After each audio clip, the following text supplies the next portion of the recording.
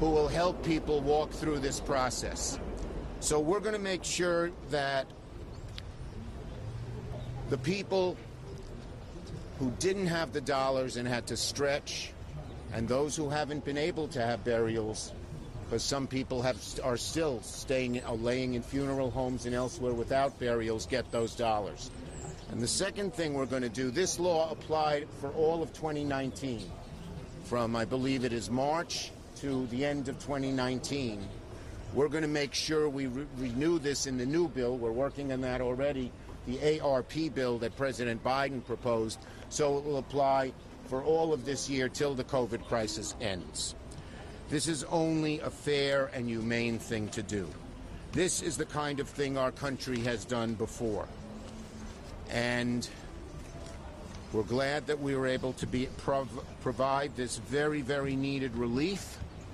And we will keep fighting on this issue and many other issues to make sure that the people of New York and of the country, particularly those who don't have the means to keep going on their own during COVID, get the help they need. With that, let me call on the Congresswoman. It's a little slippery. Thank you so much, Senator Schumer, and thank you to our community leaders that we have here in Corona. Thank you, Luis. Thank you here at Voces Latina. Natalia, thank you, Natalia, and thank you, of course, to Saida Dunstan at Elmcor, who really just helped kick off this this effort in a very major way. You know, about a year ago, New York City became the epicenter of the epicenter. And right here in Corona, Queens, we had one of the most heavily impacted zip codes in the United States of America when it came to COVID cases. This is when COVID had just hit New York City, and we were just trying to figure out what exactly was happening and how the pandemic was hitting the United States. And it was in that moment that we started to hear from community leaders right here in New York 14 and in Corona and around East Elmhurst that this pandemic was not hitting all of us equally. It was hitting Black families hard. It was hitting frontline workers hard. It was hitting immigrant families extremely hard, working class families. And it was disproportionately impacting along lines of race and along lines of class. And so what we saw was that the pandemic, while it was, should I wait on this? Okay.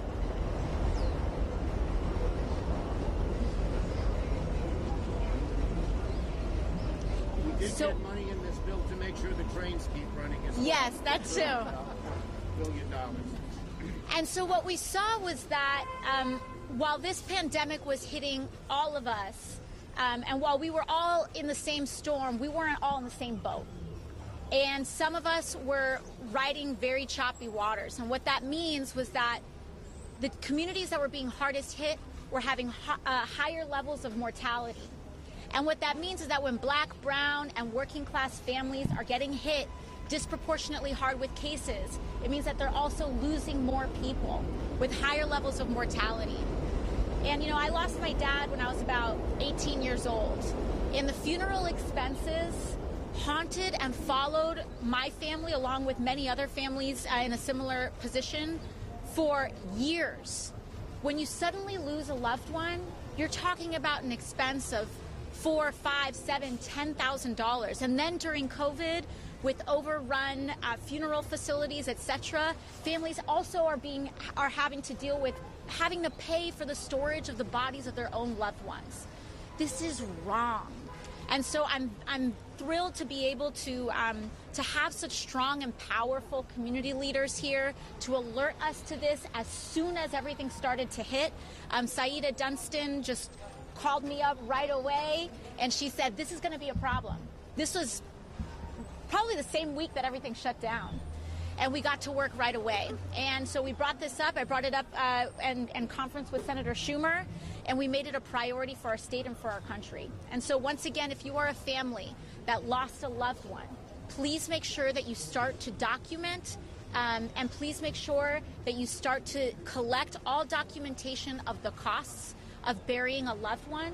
Make sure that you start to assemble this, get your death certificate so that we can make sure that we can reimburse the costs to your family up to $7,000. We have $2 billion allocated, and this is reimbursable and retroactive back to March 2021 at the beginning of the pandemic. So with that, I just want to thank each and every one of you and thank our community leaders. And I'm just so proud to introduce Saida Dunstan of Elmcor, who just led off this effort, is just a phenomenal community leader. And, you know, without her, we wouldn't really be here today. So thank you so much. Good morning, everyone. I want to thank the Congresswoman on a very personal level, because many people hear when you're saying things, but not everyone listens. And so I want to thank the Congresswoman for listening to me that day and listening to our community, and Senator Schumer for following up on that. It's really important that people understand what it means to be the one to make the call. It wasn't because of me. It was very early on, as the Congresswoman said. It was early because it was before the statistics were out. It was before anyone was saying Black and brown people were dying at higher rates, but we knew it. Because as grassroots organizations like Voces Latina and Natalie, we know we don't have to wait for the data, because our people are calling us. The phones are off the hook. We're literally listening to people say, my family's dying. I had a participant who lost 4 family members in 1 week, and this was before April. So for us, we lost our first staff person here in Corona on March 23rd. We didn't need to wait for data. If you're not listening to community organizers, if you're not listening to those who have their boots on the ground, we will always miss it. The concern for me at the time when we were talking was that I remembered the HIV epidemic, when people would leave their family members, literally leave their family members at hospitals because they couldn't afford to bury them.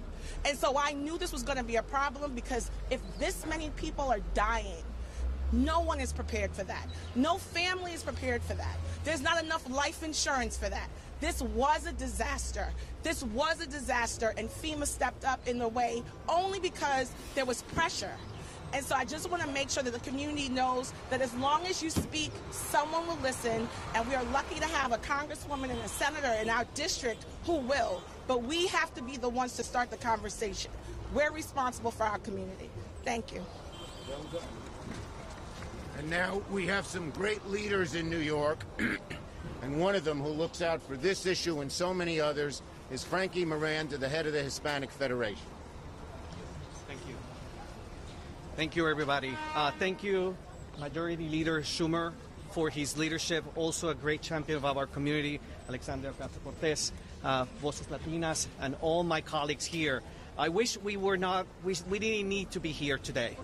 But as it has been said before, very early on, after so many years of a toxic narrative around our community by the past administration, we knew that people were going to stay in their homes because they were afraid. They were afraid to look for services. They were afraid people were dying in their apartments. And people asked me why. And I said, our community had no other choice. They had to go to work for us to stay home. They have to get sick for us to stay healthy, and they have to die for us to live, for you and I to live. And right now, we have an opportunity to correct a little bit of that pain in our community. We need to make sure that everybody in our communities of color know about this incredible opportunity, that it will somehow relieve them from the enormous pain that they have already suffered. There are too many kids that have lost parents, caregivers, grandparents. This is a way to start correcting the wrong. The past administration didn't care about us, but now we have a leadership that really care about us and communities of colors. And I want to thank again Majority Leader Schumer and Alexandria Ocasio-Cortez, Congresswoman, for being the champions of our community and helping us correct a little bit of the pain that we have been suffering. Y ahora unas palabras en español. Queremos decirle a nuestra comunidad que por favor participen de esta oportunidad para que puedan cubrir los gastos médicos, los gastos funerales para aquellos que han perdido familiares durante la pandemia. El senador Schumer, la congresista Alexandria Ocasio-Cortez son los líderes y están ayudándonos a tratar de corregir un poco el dolor que muchas familias de nosotros han sufrido ya. Pero estamos esperanzados de que hacer este anuncio aquí en esta comunidad que fue el epicentro de la epidemia aquí en los Estados Unidos al principio es un símbolo de que todo esto se va a corregir muy pronto. Muchísimas gracias. Thank you, Frankie. Frankie is one of our great Latino advocates here in New York. And now we have Natalie Rubio, and she is one of the leaders of Voces Latina. Hi, everyone. First of all, thank you very much, Hispanic Federation, for always being here for our community. Senator Schumer and Congresswoman Ocasio. Thank you, Saida, too, for all the work that we've been able to do together. I'm Natalie Rubio Torrio. I'm Executive Director of Voces Latinas. We are in Jackson Heights on 83rd Street. We're an HIV and violence prevention agency. In the last year, we have basically expanded our mission because of COVID in our community. It's hit us so hard that our staff, our families, our clients were hospitalized, and we've unfortunately lost clients as well and family members. I just want to say this is something that we've been waiting for, so thank you so much for your fight. Thank you so much for always being the voice of our community. And I say that being the voice because you look around. First of all, I thank you for bringing the press conference to the very community that it's affecting. But I also say being the voice because there's so many people that we see that are not around here. At Voces Latinas, we go, and I know we work together closely with Saida. We go to the subpopulations that you normally do not see, that will not be knocking on our doors looking for help because of the fear of immigration. So we go to them and we're talking to them as well. And they're living a reality that not many people know. And it would be great to be able to bring these resources to them so that people start really realizing who else lives in these communities that's suffering, struggling, freezing at night, not losing jobs, losing families, but also losing housing. Our people are freezing, our people are out of work. They're under bridges. I mean, the homelessness has just tremendously increased in this area. So I cannot thank you enough for fighting the fight, being there, and always having our undocumented folks in mind also because they are the ones that are in the shadows, are considered invisible, but need this very resource. At the beginning of the pandemic, we received many phone calls. We did distribute cash funds to be able to provide funeral expenses and be able to give our community a burial with dignity, something that everybody deserves. So again, thank you so much for your work. You have us in your side, in your corner. Thank you so much, Frankie, for always including us, Voces Latinas, in the fight, in the work. So I want to just say again, we're here. Thank you very much for all your support and help. And please do not forget our community. Thank you very much. Okay, now we'll Questions on this subject. on this topic.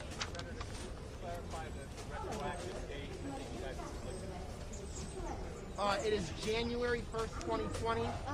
Sorry, yes, it's January 1st, 2020 until December 31st, 2020, and they're both fighting for it to become proactive going forward. In the new bill, we're trying to get it to go from January 1st, 2021 till the crisis is over, however long that is. Sorry, Nick's up. I apologize if I missed this, but you talked about how so many of the people who have been impacted were undocumented families, or people who are undocumented. They're eligible. Yes. And you just, Congresswoman, speak to, even when things are eligible for people who are undocumented, there is fear about applying because you might have to submit your information, or can you just speak to that? Yes, of course. I think, and it's completely understandable why there's that fear there, especially over the last 4 years of targeting of our immigrant families.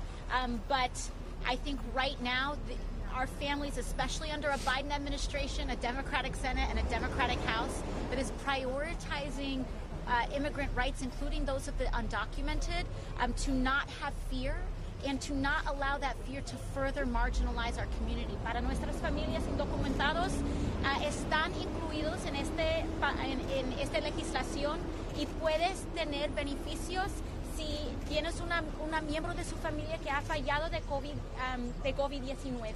Bueno, si necesitas ayuda financiera de los funeral. Sí, de los expensos de funeral. Glad she didn't ask me. Podemos asistir y podemos ayudar a usted, pero no tiene miedo si eres indocumentado. Puedes y estás elegible para este programa. Other questions? On this topic? You have to show that you couldn't be able to afford a funeral. Some people, you know, $7,000, even if you had a good job, but then lost your job, isn't available when you have to feed your family, pay the rent, etc. And we are going to work. Congresswoman and I are going to be working with FEMA, and they've been very cooperative in making these regulations very friendly to people, including for the undocumented. Any others on this subject? Okay. You can stay here if you want and hear what I have to say on immigration. I mean on impeachment. Okay? No, it's good news, actually. Your managers got what they wanted. Oh, excellent. I'll trade you. Okay. All right, on impeachment. Let me just... Okay, so let me just say this. We are finalizing a resolution that's been agreed to by all parties. The House managers, the former President's Council, Leader McConnell, and I, that will ensure a fair, honest, bipartisan Senate impeachment trial of Donald Trump. We'll be releasing more of the details today, but I'm proud to report each side will have ample time to make arguments. If the managers decide they want witnesses, there'll be a vote on that. That's what they requested. They weren't sure they wanted witnesses. They wanted to preserve the option. That's just what we do. And the trial will accommodate a request from one of the Trump council not to have it on the Jewish Sabbath, but it will resume on Sunday afternoon after the Jewish Sabbath is over. Most importantly, first I spoke with Mr. Raskin this morning. He's very happy with this proposal. And most importantly, it's going to ensure a fair Senate impeachment, allowing for truth and accountability. Truth and accountability are essential. Some people say, oh, let this go away. Oh, no. When something as horrible, as dastardly that happened on January 6th occurs, you cannot sweep it under the rug. You must have all the truth come out, and then the accountability once the truth comes out. That's what we aim to do with this trial. Okay? Great. Okay. Thank you, everybody. Yes. On the subject of bipartisanship, do Democrats intend to push through the stimulus without bipartisan support? Our job is to get a big, bold plan done. Okay. Period. We'd welcome bipartisan support, and in fact, there is bipartisan support in the very real sense that over 50% of Republicans are for this bill and all its parts. If our Republican congressmen and our Republican senators don't want to go along, the needs of the people supersede that. There are so many needs in so many different ways. Get the schools open safely, help the unemployed, help the small businesses, help the nonprofits, make sure that people get checks. All of these things are so important that we hope we can go forward with our Republican colleagues, but if we can't, we are obligated. Our obligation to the nation requires us to move forward. Do you want to say anything on that? Yeah. I think, I think the senator's spot on here, which is that we welcome bipartisan support, and there is bipartisan support for this bill among everyday working people, including half of Republicans. Now, the choice is in the Republican conference if they want to actually reflect that support among actual Republicans throughout the country. But our number one priority is to help people. Our number one priority is to get people the help that they need, to get them stimulus checks, to get them expanded access to health care, to protect their housing. That's our number one priority. And we don't want to let anything get in our way of our #1 priority. And so we welcome that bipartisan support. We enjoy that bipartisan support among everyday, regular people in this country, and we're going to do what they have sent us to Washington to do. Congresswoman, can I Thank you, everybody. I think we'll call it a day. Senator, I gotta go to can I ask you a Washington. question about... What do you need, Dave?